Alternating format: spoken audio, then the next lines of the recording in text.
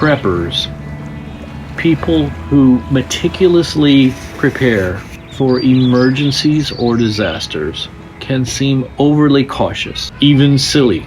Portrayed as eccentric or obsessive, stockpiling supplies for doomsday scenarios, preppers are easy targets for jokes and skepticism. But in times of crisis, their obsessiveness gives them a secret weapon: a head start. Preppers are underestimated because most people live with a false sense of security. This is created by our modern conveniences. Urban life creates the illusion that food, water, power, and medical supplies will always be endlessly available. This leads to complacency and vulnerability. Preppers account for these disruptions. They stockpile food with a long shelf life, secure sources of clean water, and install alternative energy systems.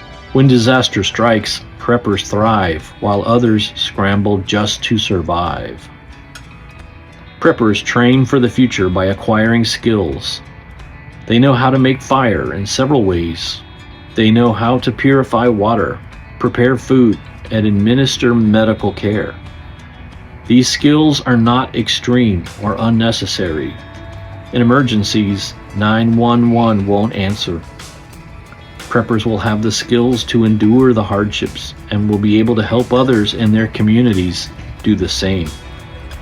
Prepping is not about hoarding for a doomsday scenario, but about building resilience, thinking critically about the systems they rely on and how to function without them typifies the self-reliant spirit that used to be a hallmark of American society. The ability to react calmly and effectively in crisis, rather than succumbing to panic, is the result of identifying and preparing for the potential hazards of the future. Preppers may seem excessive or paranoid to the unprepared, but when things go wrong, instead of hoping for government aid or official services, preppers take care of themselves, their families, and their communities. The mindset of a prepper isn't silly. It accounts for life's unpredictability and the wisdom of being ready for anything.